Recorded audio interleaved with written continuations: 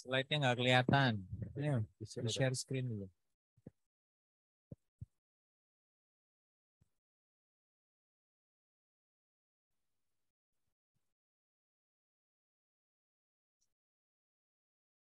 Ini Ojo Westing Town. Masih banyak kegiatan.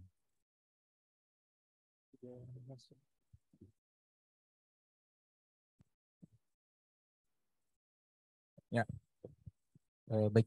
Ingin mau mengulang presentasi tadi. Secara pendahuluan, menurut data secara global itu dilakukan amputasi lebih dari 1 juta orang, di mana ada amputasi sekitar 1 operasi.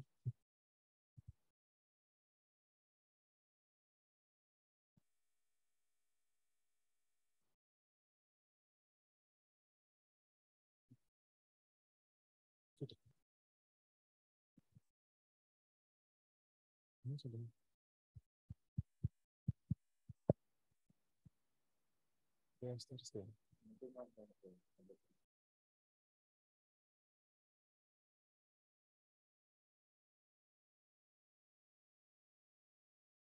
Ya udah, yuk.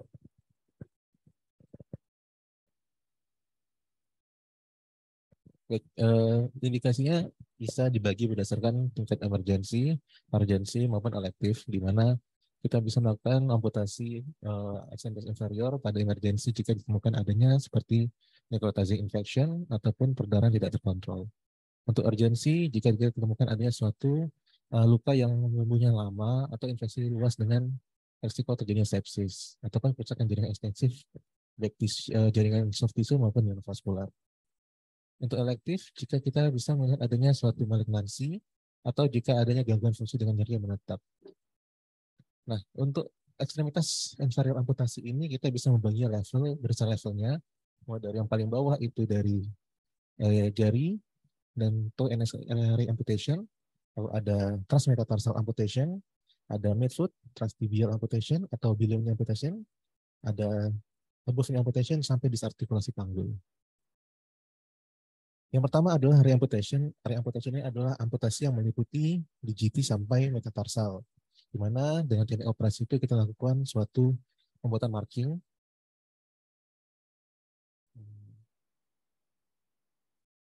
Marking di sini, lalu kulit dan soft tissue itu diinsisi, dan sambungan tendon yang ada itu dipisahkan semuanya, lalu metatarsalnya dipotong sebelum dilakukan pemisahan soft tissue-nya.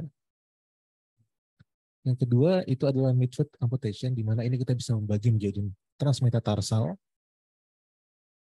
lalu ada levalis sprung, dan ada copart, dan sampai seam amputation.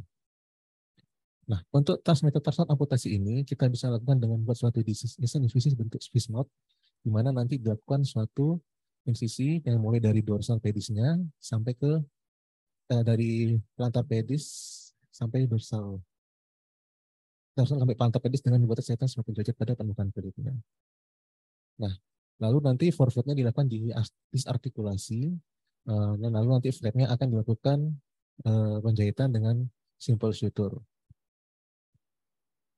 Nah, selanjutnya adalah seam amputation. Seam amputasi ini adalah amputasi yang dilakukan dengan melewati knee joint-nya.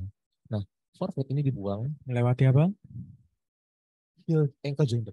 Ankle joint. Kamu tadi bilang knee joint kalau nggak salah. Ankle joint. Gitu. Ya, lanjut. Ini bagian forwardnya dibuang, tetapi heels-nya tetap dipertahankan. Hal ini membuat pasien itu dapat melakukan tumpuan kaki pada heels tanpa perlu menggunakan prostesis. Nah, seam amputation ini tidak terlalu baik digunakan pada kondisi kaki yang iskemik karena penyembuhan flap ini kurang baik. Selanjutnya adalah copart amputation. Ini dilakukan pada level disartikulasi dari talon navicular dan calcaneal cuboid joint. Tekniknya hampir sama, dibuat dengan desain insisi dengan seperti fishmouth, lalu dilakukan disartikulasi dan dibuat jahitan dengan interrupted juga. Lalu di strength ini adalah dilakukan diartikulasi pada tarsometatarsal joint, di mana nanti di sini juga akan dibuat flap dan dijahit dengan timpa interruptus. Apa bedanya mas sebelumnya? Di levelnya dokter. Kalau di sini ini kita lakukan pada di metatarsalnya dok. Kalau yang di sini ini kita di tahu navik dari ini Dok, lebih maju Dok. Apa bedanya sama transmetatarsal amputasi? Tadi yang kamu sebutkan di awal. Nah,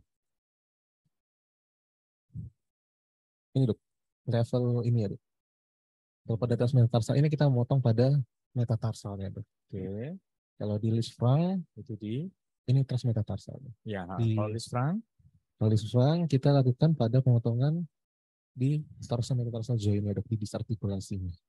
disartikulasi beda. Kalau transmetatarsal tulangnya dipotong, Tulangnya Lisfranc itu di disartikulasi. disartikulasi. Intinya bedanya di sana. Kau harus jelaskan itu. Terus, copat apa? Kalau cepat ini dia disartikulasi juga pada Level, level talonavicular dan ya, calcaneocubic joint Dok. ya, ya, oke. Ngerti semua ya? Ada bedanya itu semua. Ya, terus. Nah, selanjutnya below knee amputasi. Nah, BKA atau below knee amputation adalah amputasi transtibial di mana meliputi telapak kaki, ankle joint dan distal tibia fibula itu dibuang. Nah, secara anatomi itu terdapat 4 kompartemen pada regio tungkai bawah, di mana ini ada lateral kompartemen, anterior kompartemen, deep posterior kompartemen dan superficial posterior kompartemen. Di mana pada amputasi di level ini kita harus memperhatikan pembuluh darah dan vaskular dan nervusnya. Yang pertama yang harus kita perhatikan adalah tibialis anterior, arteri dan vena, lalu ada perennial arteri dan vena, dan tibialis posterior arteri dan venanya. Sebelum kita lakukan amputasi biloni ini, ada baiknya kita lakukan pemeriksaan fisiknya untuk melihat vaskularisasi sampai ke bawah, bisa dengan melakukan pemeriksaan fisiknya dulu, lalu dengan Doppler, kalau perlu dilakukan CT angiografi ataupun sampai arteriografi. Nah, untuk tekniknya sendiri pada BKA ini ada 5. Yang pertama adalah posterior flap, ini yang paling sering kita gunakan. Tekniknya itu adalah dengan membuat suatu marking insisi, di mana jarak dari tuberositas tibia itu sampai ke level yang mau kita lakukan insisi itu adalah 10-12 cm. Dan nanti ukur circumferentialnya.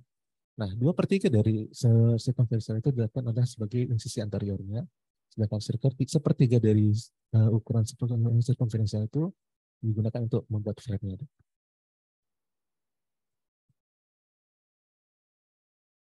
Nah, ini dia tadi 12 cm dari tuberositas tibia.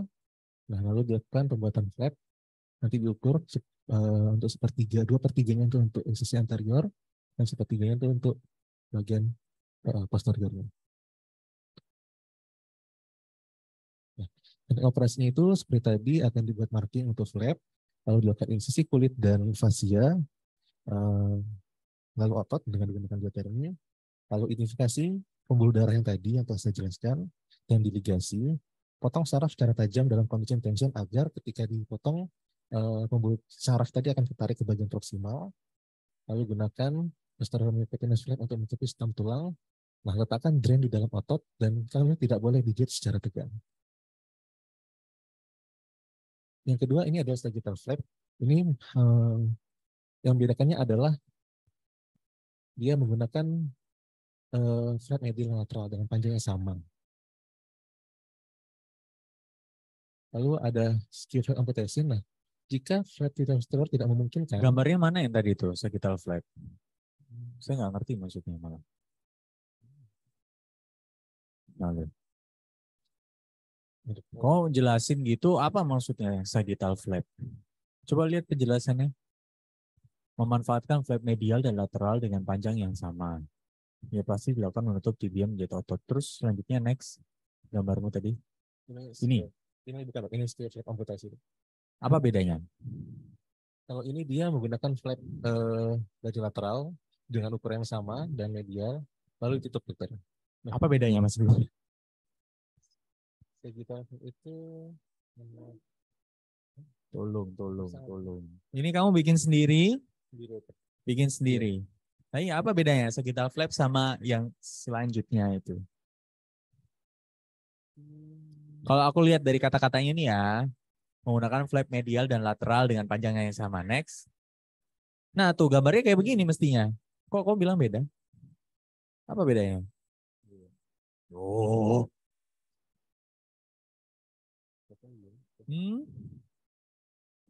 Nah, yes. Nah, gimana? Apa bedanya? Nah, belum belajar nih. Udah, bacaan dibatalkan ya. Belajar dulu.